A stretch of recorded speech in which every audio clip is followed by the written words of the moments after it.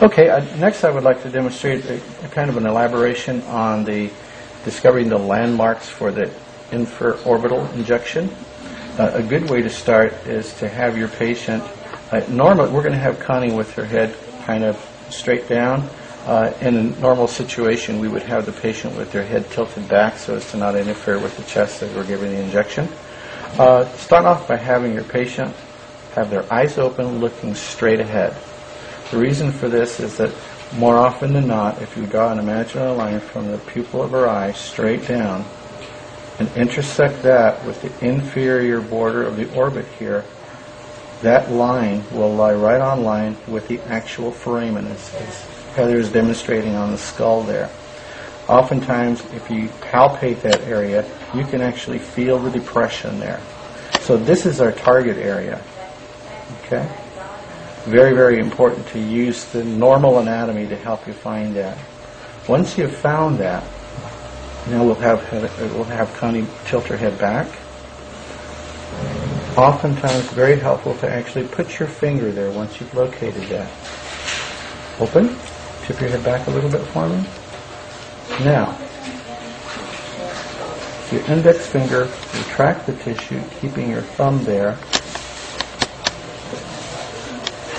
Borrow that from me, Heather.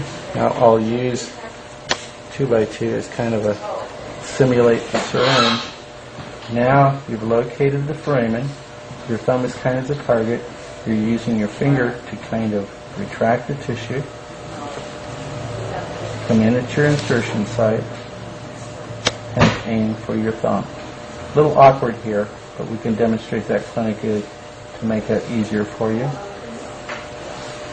Oftentimes, with a little experience, you can actually visualize where that is and fully concentrate on retracting the cheek and lip, and then proceed to that intersection right here where we find the foramen. Go up until you contact bone, and there you are. This is the infraorbital nerve block.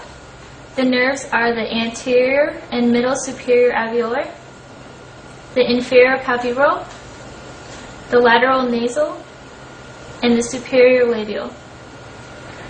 The areas anesthetized are the pulps of the maxillary central incisor through the canine on the injected side, the pulps of the maxillary premolars, and the mesiobuccal root of the first molar in about 72% of the cases, the buccal periodontium and the bone of these same teeth, the lower eyelid, the lateral aspect of the nose, and the upper lip. The needle gauge in length is 25 or 27 long or short for smaller patients. The patient position is supine or semi-supine with the neck extended slightly, chest not to interfere. Operator position is 10 o'clock facing the patient or facing the same direction as the patient. The landmarks are the mucobuccal fold, the infraorbital notch, the ridge, the depression, and the foramen. The target is the infraorbital foramen below the infraorbital notch. The syringe position is to orient the syringe towards the infraorbital foramen. The needle should be held parallel to the long axis of the tooth, at the height of the mucobuccal fold directly over the first premolar. The bevel orientation faces towards the bone.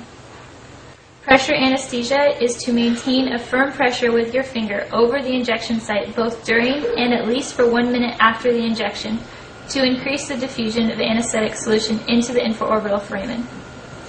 The depth of insertion is 16 millimeters, or about half the length of the long needle. Gently contact osseous. Contact. Aspiration potential is 0.7%. Negative aspiration. Amount of solution is very slowly, 0.9 to 1.2 millimeters, or about half to 2/3 of the cartridge.